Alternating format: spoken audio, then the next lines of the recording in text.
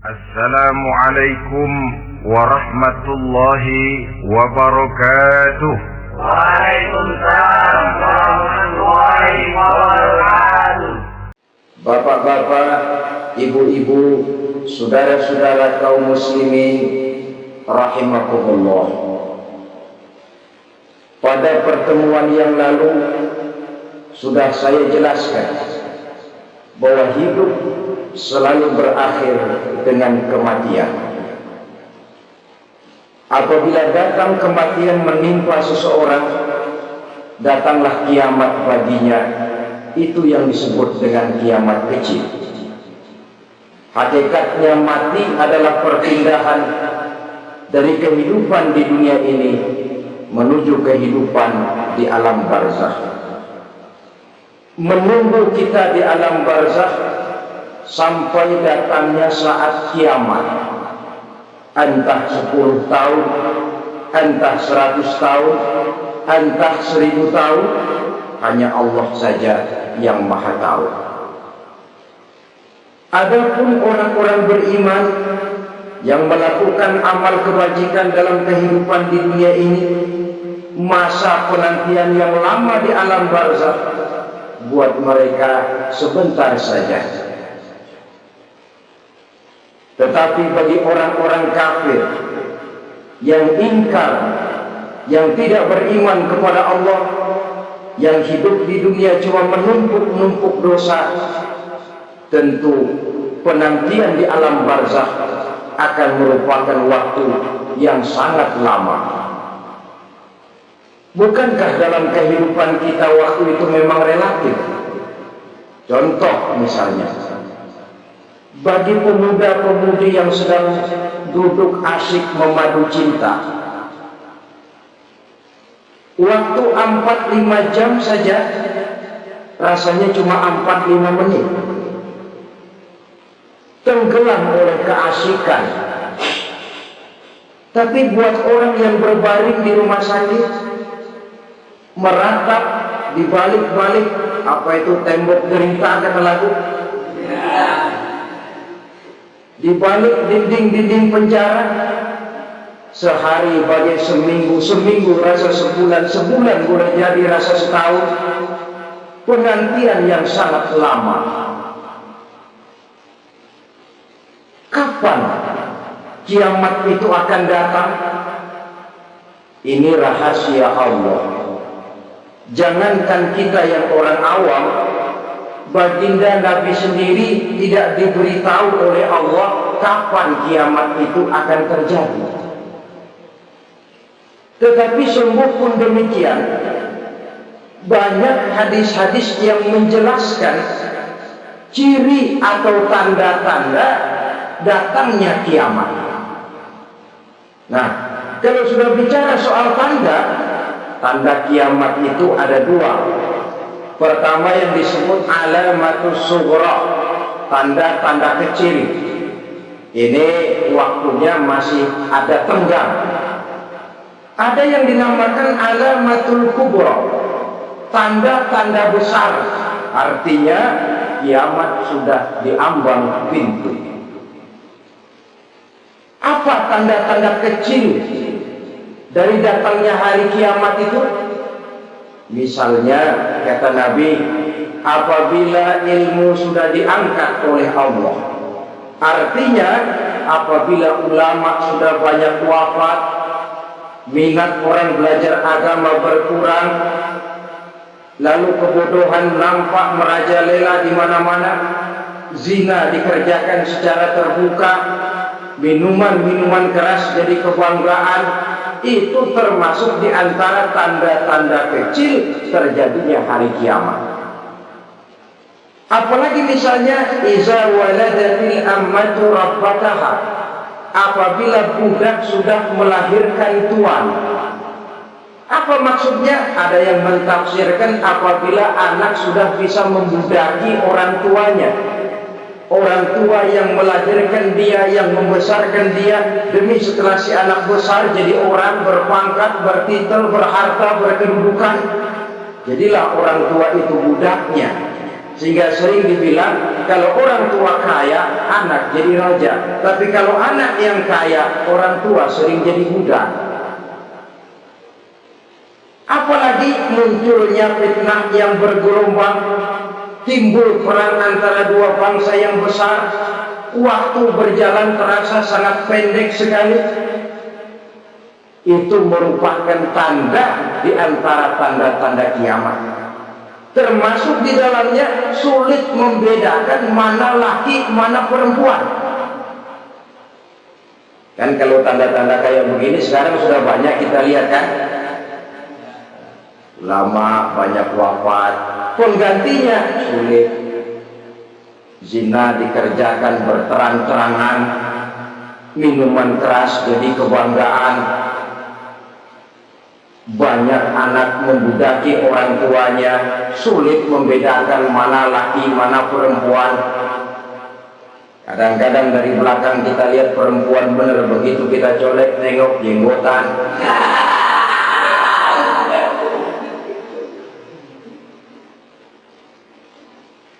Ini termasuk tanda-tanda kecil, masih ada tenggang sampai akan terjadinya kiamat. Nah, yang dimaksud dengan tanda-tanda besar, ini tanda besar artinya kiamat sudah diambang pintu. Pertama, matahari terbit dari sebelah barat. Apabila matahari sudah terbit dari arah sebelah barat, tertutuplah sudah pintu taubat. Bersabda Nabi kita, la taqumus sa'atu hatta tatlu'a asy-syamsu min maghribiha. Tidak akan datang hari kiamat sampai matahari terbit dari arah sebelah barat. Wa iza tala'at, manakala matahari telah terbit dari arah sebelah barat, wa ra'ahan nasu, manusia banyak menyaksikan itu, amanu ajma'un, mereka pun lalu beriman. Yang tadinya kafir, yang tadinya ingkar, yang tadinya membangkang, setelah melihat matahari terbit dari sebelah barat, buru-buru beriman, berlomba-lomba mengucap dua kalimat syahadat. Tapi apa yang terjadi? Kata Nabi, wadzalika hina la yanfa'u nafsan imanuha lam takun amanat min qabl. Hari itu adalah hari yang iman sudah tidak berguna lagi bagi seseorang apabila sebelumnya memang dia tidak pernah beriman.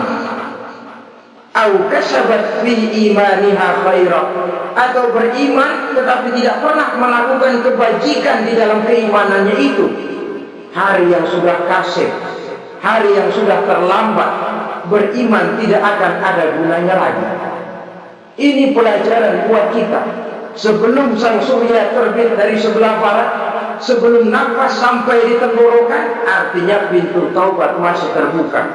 Kalau dua hal itu sudah terwujud, nafas sudah sampai di kerongkongan, atau matahari sudah terbit dari arah sebelah barat, tertutuplah sudah pintu taubat. Tak ada lagi gunanya pangkat, jabatan, harta, bahkan beriman pun dalam suasana macam itu. Too late, kata orang Kulon. Sudah terlambat. Matahari terbit dari arah sebelah barat. Itu tanda besar, artinya kiamat sudah diambang pintu. Lalu apalagi tanda besar? Munculnya Dajjal. Dajjal artinya pendusta-pendusta yang menyesatkan manusia. Ada dua macam Dajjal, saudara. Ada Dajjal kecil, ini Dajjal kelas teri. Kalau ini sejak zaman Rasulullah sudah ada itu. Tiap zaman ada. Di zaman Rasulullah misalnya ada yang bernama Aswad al-Unsi dari Yaman. Ada yang namanya Musailamah al-Kazzab dari Yamama. Ada yang namanya Ibnu Sayyad dari Madinah. Ini Dajjal-Dajjal di zaman Rasul. Musailamatul Kazzab memproklamirkan diri jadi nabi dia. Di zaman Rasul masih hidup. Ini Dajjal zaman Nabi. Di zaman sahabat muncul Dajjal-Dajjal. Di zaman kita sekarang ini Dajjal-Dajjal pun gentayangan. Dajjal-Dajjal kelas seri. Kerjanya mendustakan manusia, menyesatkan manusia, memalingkan manusia dari jalan yang benar dan diridhoi oleh Allah Subhanahu wa Ta'ala. Adapun yang merupakan tanda besar dari datangnya kiamat, Dajjal-Dajjal kelas kakap, pembohong-pembohong besar yang menyesatkan masyarakat manusia berpaling dari jalan Allah mengikuti jalan mereka. Apa sih ciri Dajjal itu? Kata Nabi dalam hadis Bukhari Muslim, Inna Dajjal, sesungguhnya yang namanya Dajjal itu yakhruju, satu saat akan muncul mendekati hari kiamat. Wa inna ma'ahu ma'an, si Dajjal ini membawa air, wa naran, dan juga membawa api. Dua simbol. Di tangan yang satu dia bawa air, di tangan yang satu dia bawa api. Wa ammal ladzi yarahu an-nasu ma'an fanaru, adapun yang orang banyak lihat air, hakikatnya adalah api. Yang dilihat api, hakikatnya adalah air. Oleh sebab itu, kalau api yang ditawarkan, ambillah air. Kalau air yang ditawarkan, pilihlah api. Maksudnya apa ini? Ini bahasa simbol, saudara-saudara. Dajjal bicaranya seolah-olah untuk kepentingan manusia, menawarkan surga. Surga yang dia tawarkan hakikatnya neraka. Hai manusia, kalau kau mau bahagia, jangan dekat-dekat dengan agama. Sholat itu tidak efektif dan efisien, tidak produktif dari segi ekonomi itu. Menghadiri majelis taklim cuma buang-buang waktu. Tahajud, tasbih, tahlil, baca Quran, apa itu? Pekerjaan mubazir saja. Hidup ini cuma sekali, masa yang cuma sekali, manfaatkan dengan sebaik-baiknya.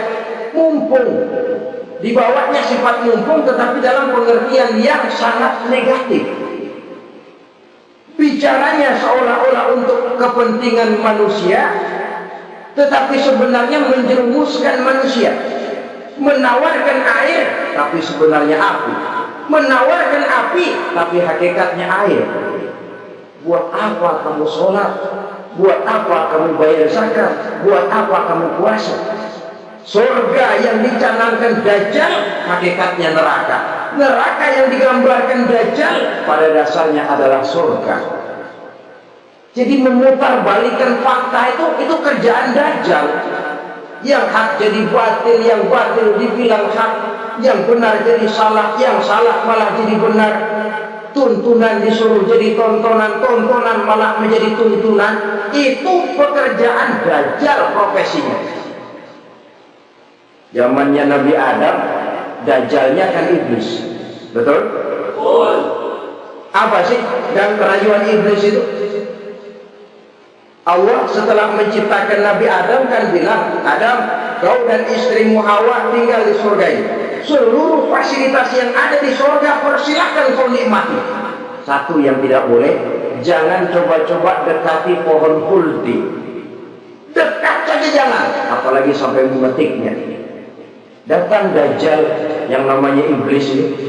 Adam, kamu tahu nggak kenapa tidak boleh makan buah khuldi? Ya nggak tahu, pokoknya saya dilarang. Bodoh kamu Dam. Khuldun artinya kekal. Kalau kamu makan itu buah, kau akan kekal di surga buat selamanya. Allah tidak kepengen, maka dilarang kamu makan buah khuldi. Kalau kau ingin kekal di surga Adam, makan saja. Saya bicara begini ini untuk kepentingan kamu Adam. Ini kan ciri-ciri Dajjal. Bicaranya sih seolah-olah untuk kepentingan Nabi Adam, hakikat sebenarnya menjerumuskan Nabi Adam supaya ingkar dan melanggar larangan dari Allah Subhanahu wa Ta'ala. Jadi setelah muncul Dajjal, timbul kekacauan-kekacauan di masyarakat. Banyak yang terpengaruh, terpedaya, dan terpesona. Termasuk mereka yang memproklamirkan diri jadi nabi, mereka yang memproklamirkan diri jadi rasul di zaman sesudah Rasulullah wafat. Itu adalah Dajjal. Maka saya ingatkan, kalau di zaman kita sekarang ini ada orang ngaku jadi nabi, ada orang ngaku jadi rasul, biar bahasa Arabnya kental, Quran hafal, hadis ribuan hadis hafal, biar pakai serban sampai menyengser ke tanah, bahasa Arabnya fasih, tapi dia mengaku jadi nabi, jadi rasul. Kita umat Islam wajib tidak percaya, wajib untuk tidak percaya. Itulah Dajjal zaman kita sekarang ini. Tidak mustahil mereka datang mempengaruhi orang awam supaya berpaling dari Rasulullah, mengikuti mereka. Nah, di akhir zaman nanti, mendekati hari kiamat, Dajjal ini muncul. Dajjal kelas kakap, menyesatkan masyarakat manusia untuk berpaling dari Islam, mengikuti seruan mereka. Apalagi di antara datangnya kiamat itu, tanda yang besar itu, turunnya Nabiullah Isa Al-Masih, putra Maryam.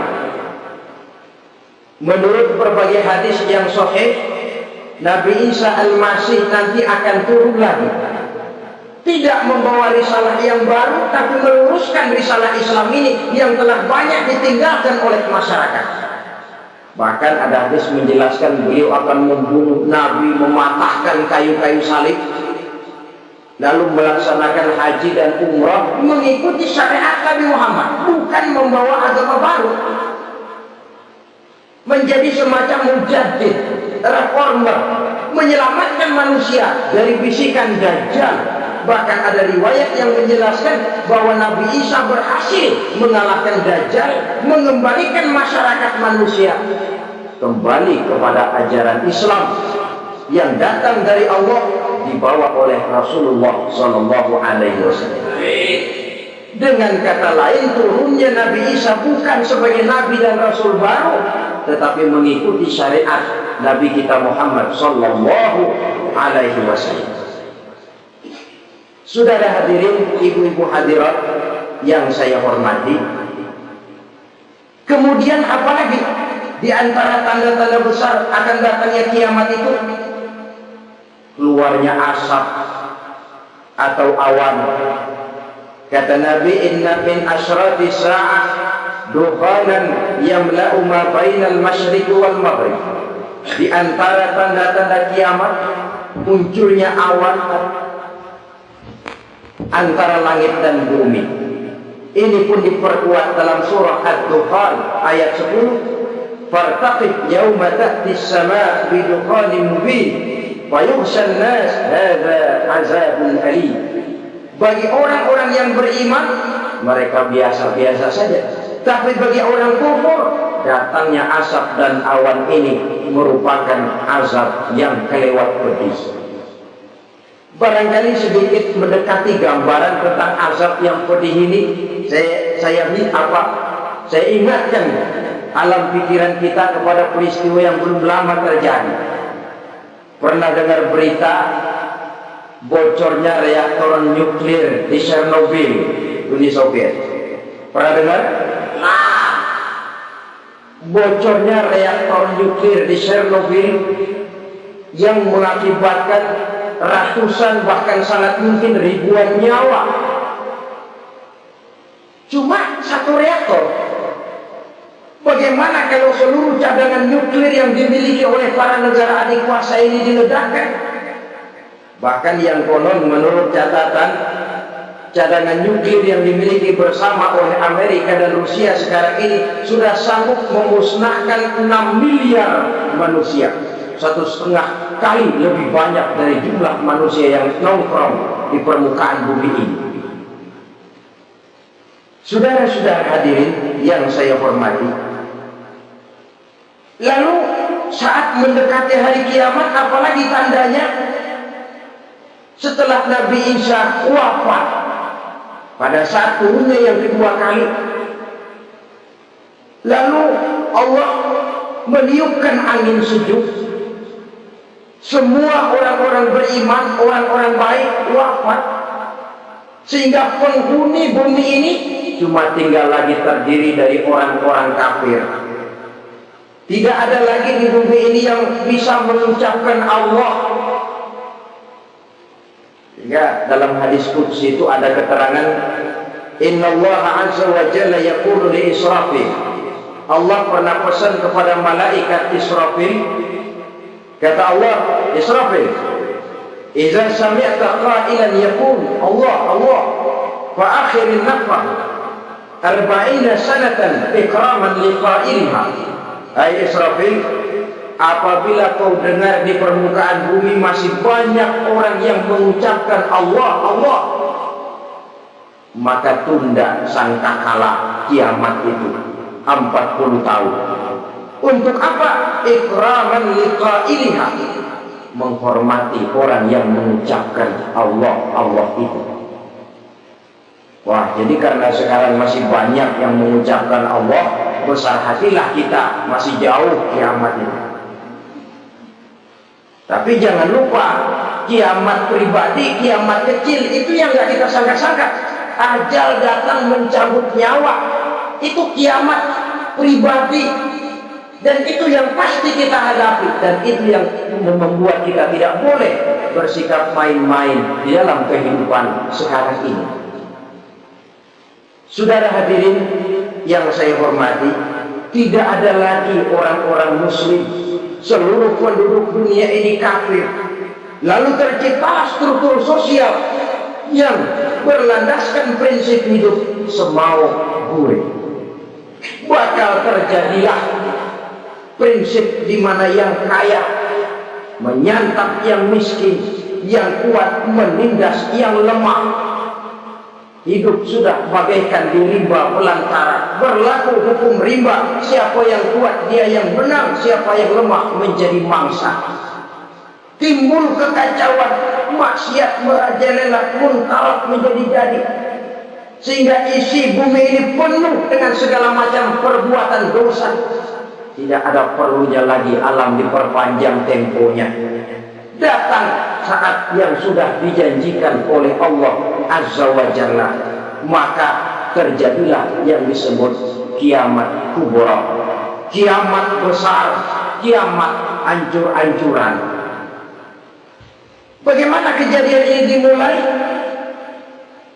Dalam surah Az-Zumar ayat 68, Allah Subhanahu wa taala berfirman, wa nufikha fis-suri fasa'iqa man fis samawati wa man fil ardi illa man syaa Allah. Maka manakala ditiuplah sangkakala, terkejutlah seluruh yang ada di langit dan seluruh yang ada di bumi. Bila saat kiamat datang, Allah perintah malaikat Israfil, Israfil, tiup sangkakala. Ditiuplah sangkakala oleh malaikat Israfil. Yang akibat daripada tiupan itu, seluruh yang ada di langit, seluruh yang ada di permukaan bumi terkejut. Yang ada di langit siapa? Malaikat kan. Bayangin aja kalau malaikat kaget, apalagi kita. Terkejut seluruh makhluk yang ada di bumi, yang ada di langit mendengar suara sangkakala itu. Bunyinya tidak sanggup kita bayangkan dahsyatnya. Ledakan nuklir, ledakan neutron, belum apa-apa ketimbang bunyi sangkakala malaikat Israfil. Nah, lalu mendengar bunyi sangkakala ini, gemparlah makhluk, kacaulah alam. Bumi gempar, planet-planet bertabrakan, gunung meletus, air laut tumpah ke darat, angin topan bertiup, halilintar menyambar. Lalu semua yang bernama hidup mati total, mati bareng tanpa persiapan. La haula wala quwata illa billah. Saya kadang-kadang dalam tafakkur bermohon, ya Allah, mudah-mudahan saya nggak nemuin kiamat beneran.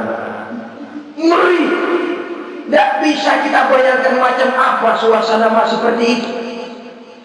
Allah saja banyak memberikan gambaran, misalnya Al-Qari'ah, wa mal qari'ah, wa ma adraka mal qari'ah, kejadian yang menggemparkan. Tahukah kamu apa kejadian yang menggemparkan itu? Yauma yakunun nasu kal farasil mabsus wa takunul jibalu kal ihnil manfus. Pada saat itu manusia berterbangan bagai kupu-kupu, gunung berterbangan seperti kapas ditiup angin. Gunung saja macam kapas, konon lagi manusia. Kematian total, mulai semut sampai gajah mati, jin mati, iblis mati, malaikat mati, malaikat saja mati. Saudara hadirin yang saya hormati, kematian total yang tanpa persiapan. Orang bilang, Pak, kalau mati bareng begitu yang repot malaikat maut dong ya, cabut sana, cabut sini. Itu kalau menurut logika kita, mestinya begitu menurut logika. Tapi logika juga yang nggak perlu serepot itu. Sebab untuk mematikan listrik di wilayah DKI, di wilayah Jakarta, nggak perlu tiap rumah didatengin, matiin, ya lama. Cukup dari kantor pusatnya saja PLN, tekan satu tombol, gelaplah seluruh Jakarta. Saudara hadirin yang saya hormati, kematian total. Lalu setelah kematian total, planet-planet juga mati, dalam arti tidak bergerak dan beredar. Angin mati, dalam arti tidak bertiup. Air mati, dalam arti tidak ada riak gelombang. Pokoknya semua mati. Kullu nafsin za'iqatul maut, semua yang bernapas mati. Dalam ayat lain, kullu man 'alaiha fan, semua yang ada di permukaan bumi fana. Yang kekal cuma Allah Subhanahu wa ta'ala. Yang paling belakang mati malaikat maut dan malaikat Israfil. Tapi mati juga sesuai dengan janji Allah. 40 lamanya. Tidak dijelaskan oleh Abi Hurairah 40 jam, apa 40 hari, apa 40 tahun. Hadis cuma menyebutkan 40 saja. Sunyi alam yang tinggal cuma Allah saja lagi. Ketika itu Allah berseru-seru, katanya, limanil mulkul yawma, siapa para penguasa hari ini? Mana itu raja-raja dan penguasa yang dulu mengaku jadi Tuhan? Fir'aun, mana Fir'aun sekarang? Yang dulu jadi raja, merasa berhasil, sombong, lalu tidak mau turun-turun dari kekuasaannya, sampai kepada puncak kekurang ajarannya, mengangkat diri jadi Tuhan. Mana itu Fir'aun? Namrus, mana sekarang Namrus? La ilaha illa ana, ternyata tidak ada Tuhan lain selain daripada aku, kata Allah. Proses kemudian, saudara-saudara, turunlah hujan dari langit. 40 lamanya hujan itu. Tidak jelas juga 40 jam atau 40 hari. Setelah air turun membasahi, datanglah tiupan sangkakala yang kedua. Semua yang bernama mati bangkit dari kuburnya masing-masing. Ini yang disebut yaumul ba'thi, hari kebangkitan. Allahu Akbar. Pada saat kita bangkit dari kubur kita masing-masing, kumpul di padang mahsyar namanya. Bayangin aja, saya sendiri nggak sanggup bayangin. Manusia sejak zaman Adam sampai zaman kiamat kumpul bareng di tempat sama. Berapa banyaknya?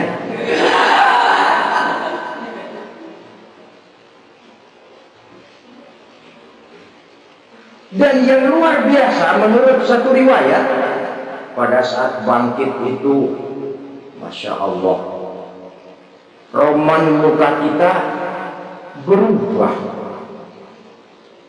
disesuaikan dengan amalan kita waktu di dunia ini. Barang siapa yang waktu di dunia amalannya itu amalan tikus, di akhirat nanti dia bangkit dari kubur, mukanya seperti muka tikus. Gagah betul badannya, tapi mukanya seperti tikus. Kenapa? Amalannya waktu di dunia seperti amalan tikus. Apa amalan tikus itu? Suka ngegeragoti barang yang sudah disimpan rapi-rapi. Orang sudah simpan uang rapi-rapi, simpan perhiasan rapi-rapi, digeragoti oleh tikus. Maling-maling, pencoleng-pencoleng, koruptor-koruptor, itu nanti di akhirat nanti kita lihat mukanya seperti muka tikus.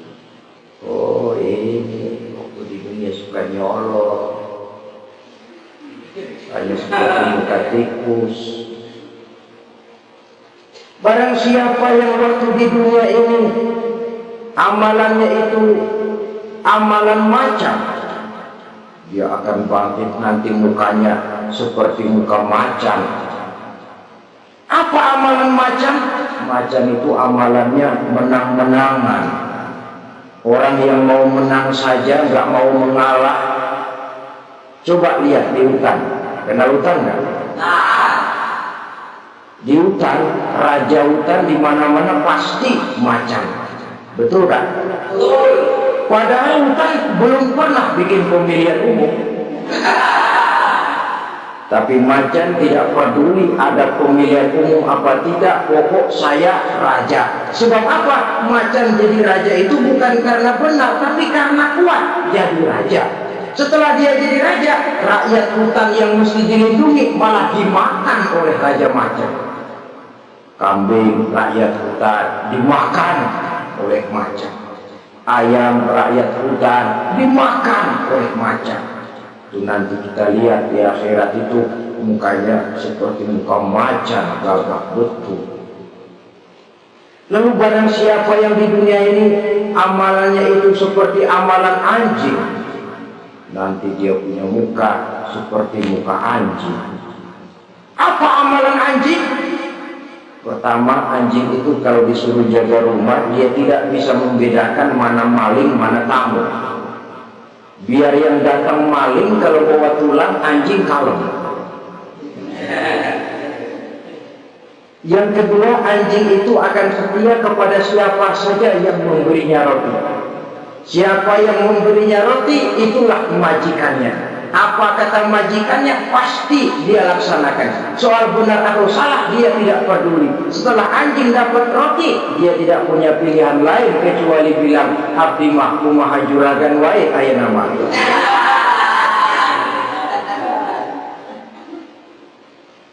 Saudara hadirin yang saya hormati,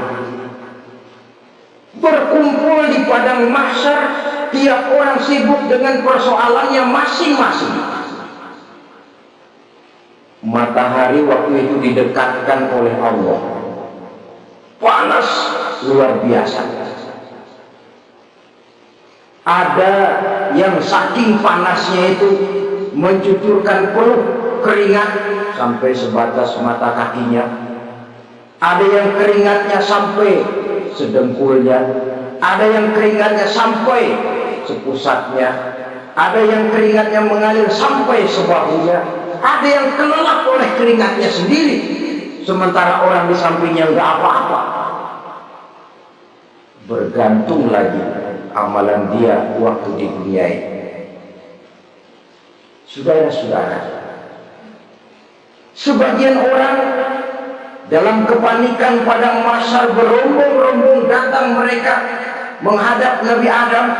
Ya Adam, anta abul bashar. Hai Adam, Tuhan adalah bapak moyang manusia. Kami sebentar lagi akan disidang, dimintakan pertanggungjawab. Tolonglah kami, hai Adam. Kata Nabi Adam, jangankan nolongin sampean, saya sendiri tanggung jawab di hadapan Allah ketika dulu tidak boleh makan huldi, saya serobot. Sudahlah, urus diri masing-masing saja, nafsi. Begitu kata Nabi Nuh, begitu kata Nabi Ibrahim. Tiap orang bertanggung jawab sendiri-sendiri. Ketika itulah saudara-saudara, nikmatnya menjadi umat Nabi besar Muhammad Sallallahu Alaihi Wasallam. Sebab apa? Walaupun menurut abjad kita ini umat paling belakang kita ini toh, karena Nabi Muhammad adalah Nabi akhir, tapi akan dihisab lebih dulu, lewat di atas sirat lebih dulu, masuk surga lebih dahulu ketimbang umat-umat belakangan. Ketika Rasul mendekati ajal, beliau tanyakan itu kepada malaikat Jibril. Malaikat Jibril berkata, Muhammad jangan khawatir, Allah sudah berjanji, inni haramtul jannata ala sa'iril anbiya hatta tadkhulaha anta, wa haramtuha ala sa'iril umami hatta tadkhulaha ummatuka. Surga aku haramkan buat seluruh nabi kecuali kalau engkau Muhammad sudah masuk ke dalamnya, dan surga aku haramkan buat seluruh umat kecuali kalau umatmu Muhammad sudah masuk ke dalamnya. Logikanya, walaupun menurut abjad kita umat paling belakang, bakal dihisab paling dulu, lewat di atas sirat paling dulu, masuk surga paling dulu, kalau mampir ke neraka juga paling ya resiko. Jangan mau enaknya aja paling dulu. Saudara hadirin yang saya hormati, setelah masa kebangkitan itu jangan dikira begitu bangkit langsung diperiksa, masih menanti ribuan tahun perhitungan padang mahsyar untuk sampai kepada proses yang disebut yaumul hisab, hari perhitungan. Seorang demi seorang bakal dipanggil. Bayangkan saja, kita se-RT saja di absen, kadang-kadang perlu waktu lama. Ini manusia sejak zaman Nabi Adam sampai datang hari kiamat, satu demi satu disidang di hadapan Qadhi Rabbul Jalil. Status sosial copot sudah waktu itu. Yang pernah jadi hartawan di situ tidak lagi kelihatan kehartawanannya. Yang pernah jadi jenderal tidak lagi dipanggil jenderal. Yang ustaz tidak lagi dipanggil al-mukarramnya. Seluruh status sosial selesai. Dipanggillah kita seorang demi seorang menghadap Qadhi Rabbul Jalil. Bagaimana proses penghisaban itu? Pertama, proses tanya jawab. Di antaranya ada hadis menyatakan, lan tazula qadama 'abdin yaumal qiyamah hatta yus'ala an arba'i khisal. Besok di hari kiamat tidak akan bergeser telapak kaki seorang hamba sampai dia ditanya lebih dulu tentang 4 persoalan. Tentang ilmunya, kemana ilmu itu diamalkan. Tentang umurnya, di mana itu dihabiskan. Tentang masa mudanya, kemana masa muda itu dipakai. Tentang hartanya, dari mana harta itu didapat dan kemana harta itu dibelanjakan. Ini termasuk proses tanya jawab. Jadi kalau istilah pengadilan dunia, nama Fulan bin Fulan. Kamu waktu di dunia diberikan umur panjang untuk apa? Pernah mengalami masa muda, kemana kau habiskan masa remajamu? Kau diamanahkan ilmu, dengan apa ilmu kau amalkan? Kau diberikan harta, dari mana harta kau dapat, kemana kau belanjakan? Tak seorang pun yang bisa mungkir. Sebab apa? Dikala itu yang menjadi saksi bukan orang. Yang menjadi saksi adalah seluruh anggota badan kita. Tangan bicara, kaki jadi saksi terhadap seluruh amalan yang pernah kita kerjakan pada saat kehidupan di alam dunia ini. Selesai proses tanya jawab, lalu diperlihatkan buku catatan kita waktu hidup di dunia ini.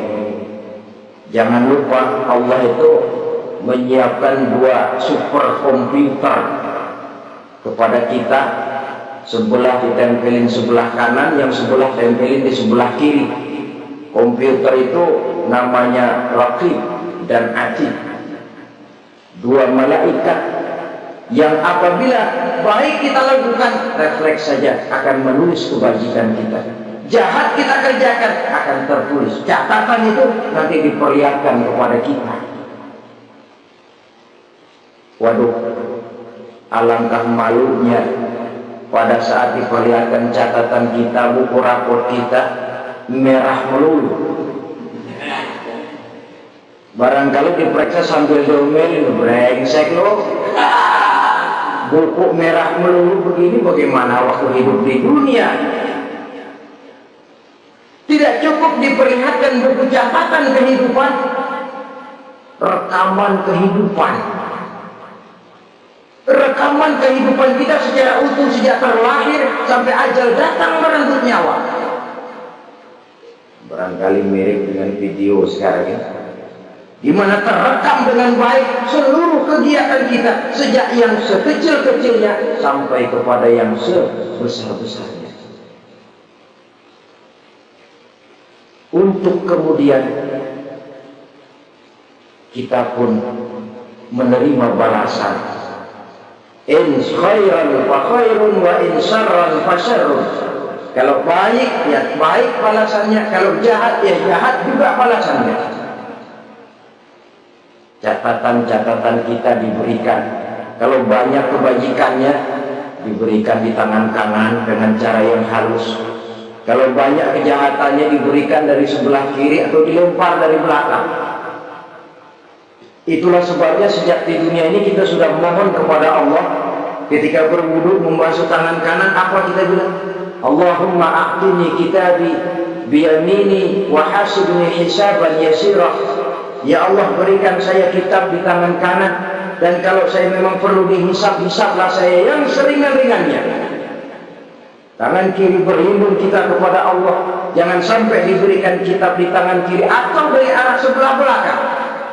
Wa a'udzubika an tu'tiya kitabi bishimali aw min wara'i zuhri, dari arah sebelah belakang. Na'udzubillah min dzalik. Setelah selesai lewat proses penghisaban, lewat mizan, timbangan, maka yang sudah selesai dihisab itu bergeraklah menuju sirat, jembatan yang terbentang menuju surga melalui neraka. Saudara-saudara, panjangnya perjalanan sirat itu memakan waktu ratusan tahun. Tetapi orang yang lewat di atas sirat pun macam-macam, bergantung amalannya ketika di dunia ini.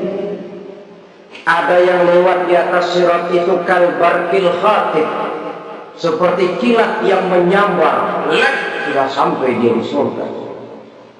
Cepat bukan main. Ada yang lewat di atas sirat itu seperti orang lari-lari. Ada yang lewat di atas sirat itu seperti orang jalan biasa. Ada yang sambil merangkak, ada yang sambil ngesor, ada yang sambil gelayutan, ada yang selamat sampai ke ujung ke surga, ada yang tergelincir jatuh masuk ke dalam neraka, bergantung amalannya dalam kehidupan di dunia sekarang ini. Tiap kita akan melewati yang namanya sirat ini. Saudara-saudara kaum muslimin yang saya hormati, dengan demikian mereka yang selamat melalui sirat sampai ke terminal akhir surga, mereka yang ketika dihisab ternyata banyak kejahatannya daripada kebaikannya, mereka singgah di dalam neraka. Nah, adapun orang-orang yang beriman menurut ayat Quran dan hadis Nabi itu nanti ada bermacam-macam. Ada orang beriman itu yang dimasukkan surga. Ada orang beriman itu yang dimasukkan ke dalam surga. Ada orang beriman itu yang disebut penduduk surga. Kenapa lain-lain, Pak? Karena waktu di dunia amalannya juga lain-lain. Ada orang beriman yang masuk surga. Ini paling murah tiketnya. Mau masuk surga? Kata Nabi begini, "Ma min 'abdin qala la ilaha illallah thumma mata 'ala dzalik illa dakhala al-jannah." Kalau seorang hamba sudah mengucap dua kalimat syahadat, dia yakin dengan kebenaran kalimat itu sampai matinya, orang itu akan masuk surga. Abi Dzar yang waktu itu diajak bicara heran, "Ya Rasul, kok gampang betul?" Iya. Walaupun orang itu mencuri, iya. Walaupun orang itu berzina, iya. Biar dia mencuri, biar dia berzina, kalau dia sudah mengucap dua kalimat syahadat, dia yakin dengan kebenaran kalimat itu sampai matinya, itu orang akan masuk surga. Jadi masuk surga cukup dua kalimat syahadat, yakin sampai mati, masuk surga. Itu perkara masuk. Tapi kalau pertanyaannya diterusin, masuknya kapan, Pak? Nah, ini lain lagi urusannya. Sebab ada yang masuknya itu langsung, ada yang mampir dulu. Di sana tempat cuma dua, kalau tidak surga, neraka. Mau ke surga tapi mampir dulu, yang mampirnya jelas di neraka. Kenapa? Dalam hadis qudsi ada riwayat, nanti itu di akhirat, setelah Allah selesai mengatur penduduk surga masuk surga, yang neraka masuk neraka, Allah berkata kepada malaikat Malik, malaikat Malik, nah baik ya Allah, itu bajingan-bajingan pengik, manusia-manusia durjana yang waktu di dunia tidak mau sujud, jauh dari ulama, gemar melakukan yang munkar dan maksiat, hidup di tengah masyarakat selalu jadi bibit keonaran, kufur, sudah masuk neraka semua. Sudah ya Allah. Nah, kalau sudah, coba sekarang kamu masuk, Malik. Saya, iya, masuk neraka. Mau apa ya Allah? Kata Allah, akhriju minan nar man kana fi qalbihi misqala habatin min khardalin min iman. Kau masuk neraka, cari di dalam neraka orang-orang yang ada imannya walaupun kecil sebesar biji zarah, angkat mereka keluar. Masuk malaikat Malik ke neraka, cari orang yang ada imannya, korek-korek. Ya repot, udah pada gosong. Yang ada imannya diangkat ke atas, yang ada imannya diangkat ke atas, lalu dimandikan di Nahrul Hayat, namanya sungai kehidupan di akhirat nanti. Cakep lagi rupanya, bersih lagi wajahnya, apel di hadapan Allah. Kata Allah, bagaimana Mas? Kapok nggak sampean? Kapok ya Allah. Nah, kalau kapok, idhab fadkhulil jannah, pergi masuk surga sana. Berangkat mereka ke surga, ketemu sama teman-temannya yang udah sampai lebih dulu, yang nggak pakai mampir lagi. Terjadi dialog. Kata teman-temannya udah pada nyampe duluan, Mas. Iya. Emang baru sampai? Oh, saya baru sampai. Memang mampir di mana dulu, Mas? Kita sudah lama sampai di surga. Saudara buka surah Al-Muddatsir ayat 34-35. Ma salakakum fis saqar? Kenapa kamu mampir di neraka Saqar? Qalu lam naku minal musallin. Mereka menjawab, kami mampir di neraka Saqar, Mas, gara-gara dulunya kami waktu di dunia tidak pernah sholat. Tidak pernah sholat? Tidak pernah. Kan rumahnya dekat masjid, cuma dekat doang, Mas. Sholat mah enggak saya. Enggak pernah kasih makan fakir miskin, enggak pernah hadir di majelis taklim, pendeknya enggak pernah melakukan kebajikan, maka saya pun mampir di neraka Saqar. Untung betul saya punya iman, Mas, sedikit. Waktu hidup di dunia dulu saya pernah mengucap 2 kalimat syahadat, sekali-kalinya waktu mau kawin. Masya Allah. Untung saja kawin, kalau nggak kawin polos.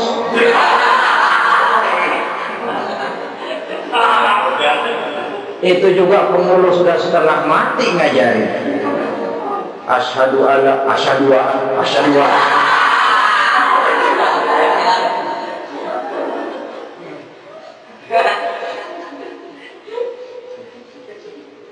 Ini namanya masuk surga, ada mampir dulu.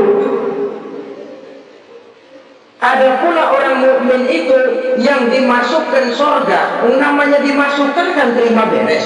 Saya masuk ke rumah, jalan sendiri, cari tempat sendiri. Saya dimasukkan ke dalam rumah, terima beres. Pokok ada di dalam, itu dimasukkan namanya. Nggak pakai mampir.